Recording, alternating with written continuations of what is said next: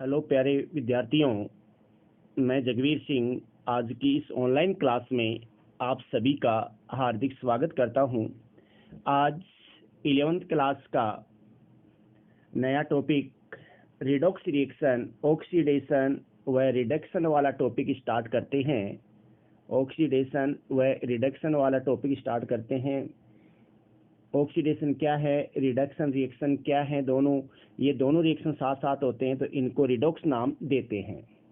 तो ऑक्सीकरण क्या है, किसे कहेंगे ऑक्सीकरण? ऑक्सीडेशन क्या है, अपन इसकी परिभाषा, इसकी व्याख्या अपन जो इलेक्ट्रॉनिक अवधारणा भी पढ़ेंगे। इलेक्ट्रॉनिक अवधारणा पढ़ने से पहले ऑक्सीकरण की साधारण परिभाषाएं पढ़ेंगे कि ऑक्सीकरण किसे कहते हैं। नाम से विदित ऑक्सीकरण मतलब ऑक्सीजन का योग हो, यानी वह अभिक्रिया जिसमें किसी पदार्थ का ऑक्सीजन के साथ में योग हो, संयोग होता है। ऑक्सीजन के साथ में संयोग होता है। देखो एग्जांपल, कार्बन के साथ में O2 को जोड़ दे तो CO2 बन रही है। तो कार्बन का योग अर्थात कार्बन से O2 जुड़ रही है तो O2 का संयोग हो रहा है, तो ये ऑक्सीकरण अभिक्रिया का एग्जाम्पल हो गया। दूसरा एग्जाम्पल, ऋण वैद्युति तत्व के साथ संयोग हो। ऑक्सीजन क्या है, ऋण वैद्युति है, तो ऋण विद्युती कोई भी तत्व जुड़े वह अभिक्रिया क्या कहलाएगी, ऑक्सीकरण अभिक्रिया कहलाएगी। तो यहाँ पर अपन देखो FeCl2 के साथ में क्या जोड़ रहे हैं, Cl2।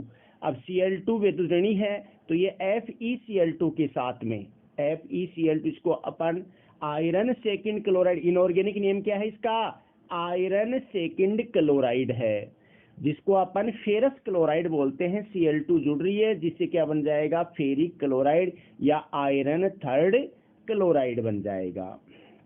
तो प्यारे विद्यार्थियों, ऑक्सीजन जुड़ रही है, ऑक्सीकरण हो गया। वैद्युत तत्व जुड़ रहा है, ऑक्सीकरण हो गया। अब तीसरी परिभाषा क्या है, हाइड्रोजन का निष्कासन हो। क्या हो, हाइड्रोजन का निष्कासन हो। हाइड्रोजन इसके साथ में जुड़े।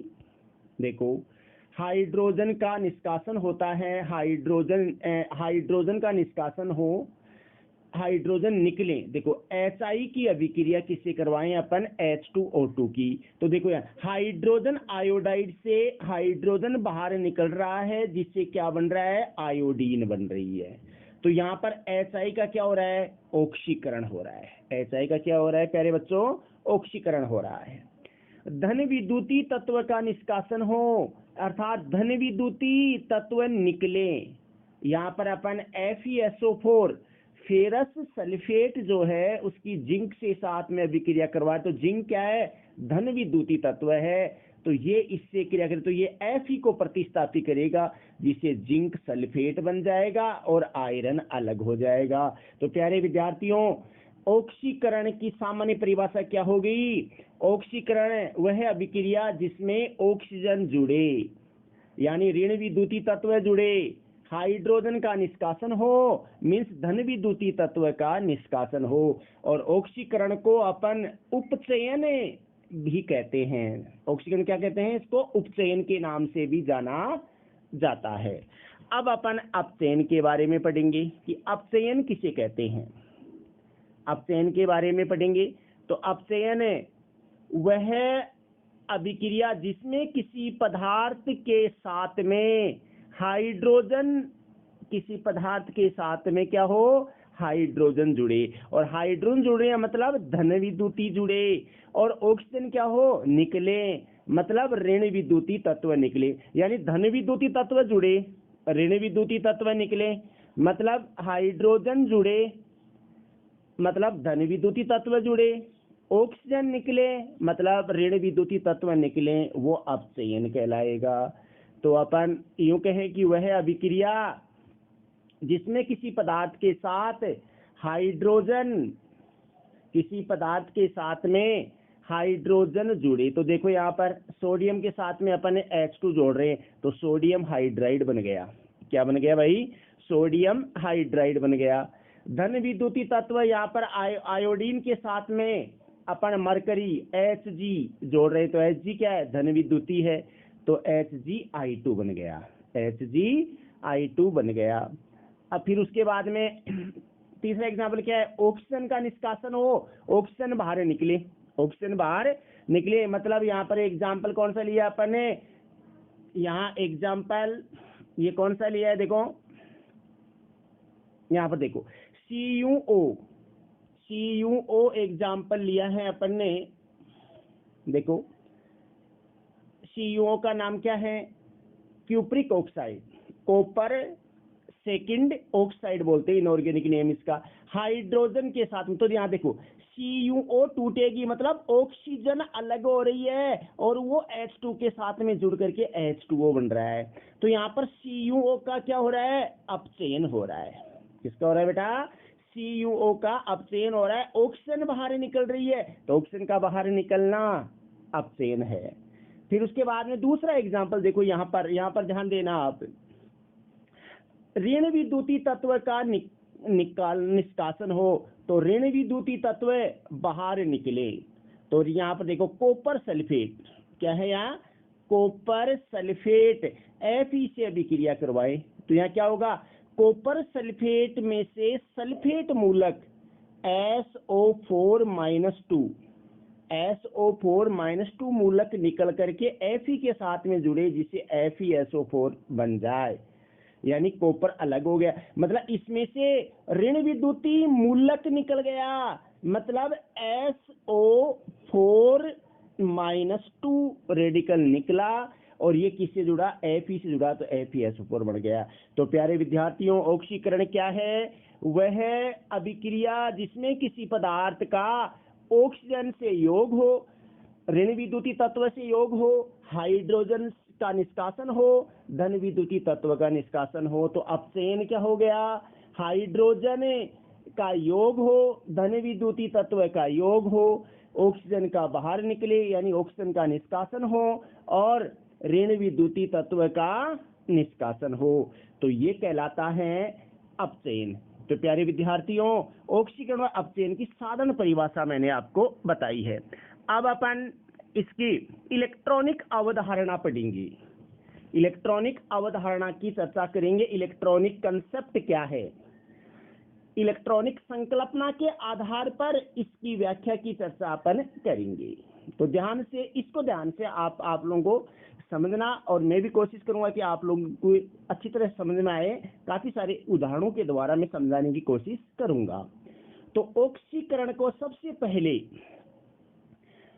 इलेक्ट्रॉनिक सिद्धांत के आधार पर क्या कहते हैं, डी इलेक्ट्रोनेशन कहते हैं। क्या कहते हैं भाई, डी इलेक्ट्रोनेशन कहते हैं, वी इलेक्ट्रॉनीकरण अभिक्रिया। याद रखना कि ऑक्सीकरण का इलेक्ट्रॉनिक अवधारणा के आधार पर क्या नाम है, वी इलेक्ट्रॉनीकरण मीन्स डी इलेक्ट्रोनेशन कहते हैं। तो वह अभिक्रिया जिसमें किसी परमाणु, आयन, मूलक या अणु एक या एक से अधिक इलेक्ट्रॉनों का त्याग करे, मतलब इस प्रक्रिया में परमाणु, आयन के धनावेश में वृद्धि या ऋणावेश में कमी होती है, और ऑक्सीकरण अंक में वृद्धि होती है। तो प्यारे विद्यार्थियों, एक बार मैं इसमें वेकेंट पेज लेता हूं और एक बार मैं आपको ये समझा दूं। इसको देखो, यहाँ पर मैंने क्या कहा, ऑक्सीडेशन क्या है, ऑक्सीडेशन में इलेक्ट्रॉन का त्याग किया जाता है। क्या है, इलेक्ट्रॉन का त्याग होता है, ये बात ध्यान रखना है। इलेक्ट्रॉन का निष्कासन करते हैं, मतलब इलेक्ट्रॉन डोनेट करते हैं स्पीशीज, यानी दान करते हैं। कौन, अणु हो सकता है, परमाणु हो सकता है, और आयन हो सकता है। तो वह स्पीशीज, अगर मैं इसको एक साथ बोलूं, अगर मैं एक साथ बोल दूं, अणु, परमाणु, आयन, मतलब वह स्पीशीज जो इलेक्ट्रॉन का त्याग करती है, उसे ऑक्सीडेशन कहते हैं। क्या कहते हैं प्यारे बच्चों, उसे ऑक्सीडेशन के नाम से जानते हैं। मतलब ऑक्सीडेशन में धनावेश में तो क्या होगी, वृद्धि होगी, धनावेश में वृद्धि होती है। धनावेश में तो क्या होगी प्यारे बच्चों, वृद्धि होगी, यानी पॉजिटिव में तो क्या होगी, वृद्धि, ये वृद्धि होगी। और ऋणावेश में, नेगेटिव में क्या होगी, कमी होगी। और ऑक्सीडेशन नंबर में क्या होगी, वर्दी होगी। तो ये चीज आप लोगों को ध्यान में रखना। आगे विभिन्न कंपटीशन की दृष्टि से भी ये चैप्टर इंपॉर्टेंट है। तो इलेक्ट्रॉनिक सिद्धांत के आधार पर ऑक्सीकरण अभिक्रिया को क्या कहते हैं, वि इलेक्ट्रॉनिकरण कहते हैं। और वि इलेक्ट्रॉनिकरण मतलब इलेक्ट्रॉन का त्याग हो, इलेक्ट्रॉन का दान करते हैं, मतलब ऑक्सीडेशन नंबर में वृद्धि होती है, धनावेश में वृद्धि होती है, ऋणावेश में कमी होती है। ये चीज अपन अभी उस स्लाइड में भी स्पष्ट रूप से मैंने आपको यहाँ बताया है। तो वह अभिक्रिया जिसमें किसी परमाणु, आयन, मूलक या अणु एक या एक से अधिक इलेक्ट्रॉन का त्याग करते हैं। इस प्रक्रिया में परमाणु, अणु, आयन धनावेश में वृद्धि और ऋणावेश में कमी होती है। देखो स्पष्ट लिखा हुआ है, क्या होती है, देखो धनावेश में वृद्धि और ऋणावेश में क्या होती है, कमी होती है। देखो स्पष्ट लिख रखा है, कमी होती है। ऑक्सीडेशन नंबर में क्या होती है प्यारे बच्चों, वृद्धि होती है। उस अभिक्रिया को ऑक्सीकरण कहते हैं, वि इलेक्ट्रॉनिकरण कहते हैं, डी इलेक्ट्रोनेशन कहते हैं। तो आप लोगों के ये एग्जाम्पल के द्वारा समझ में आ जाएगा। परमाणु का एग्जाम्पल ले लें अपन। देखो परमाणु, यहाँ देखिए सोडियम, सोडियम एक इलेक्ट्रॉन का त्याग कर रहा है, जिसे Na+ बन गया, एक इलेक्ट्रॉन का त्याग कर रहा है, तो ये ऑक्सीकरण हो गया। मैग्नीशियम 2 इलेक्ट्रॉन त्याग करके Mg+2 बना रहा है, जिंक 2 इलेक्ट्रॉन त्याग करके Zn+2 बना रहा है, कॉपर 2 इलेक्ट्रॉन त्याग करके Cu+2 बना रहा है, और Fe 2 इलेक्ट्रॉन त्याग करके Fe+2 बना रहा है, मतलब इलेक्ट्रॉन का दान कर रहे हैं। तो ये अभिक्रिया कौन सी हुई, ऑक्सीकरण। अपन धन आयन का एग्जाम्पल लें। किसका एग्जाम्पल है भाई, धन आयन का। तो देखो आप थोड़ी पेंसिल में एक बार बारीक कर लेता हूं। ये देखो यहाँ पर देखिए,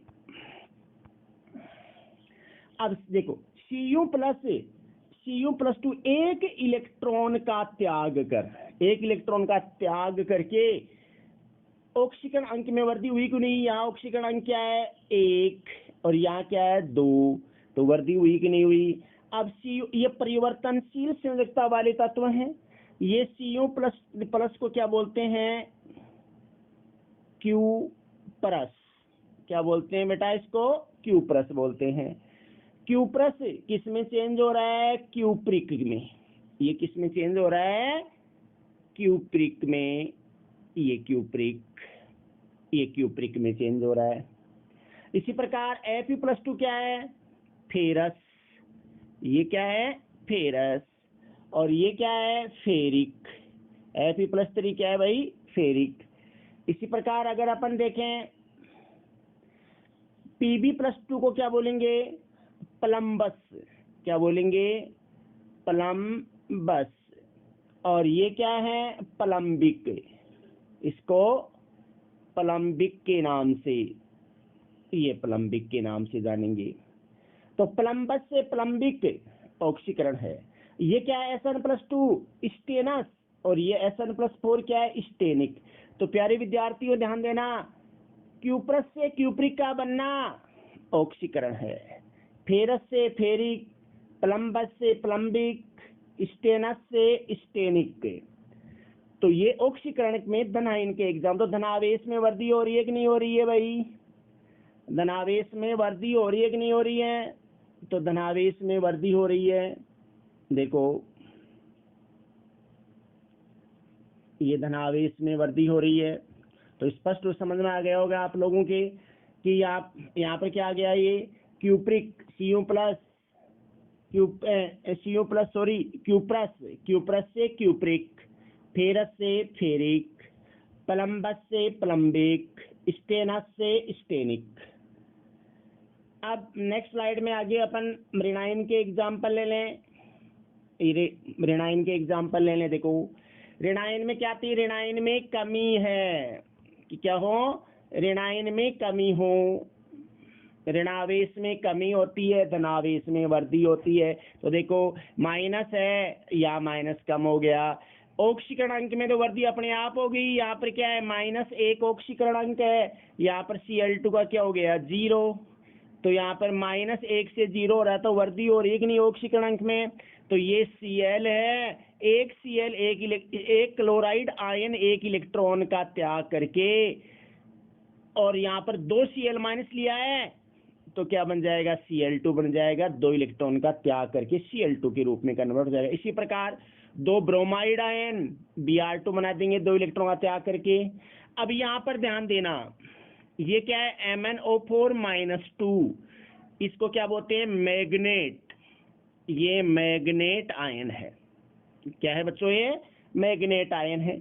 तो यहाँ पर देखो, इसका ऑक्सीकरण देखो 4 दूनी 8, 8 में से दोगे तो यहाँ इसका ऑक्सीकरण कितना है, +6।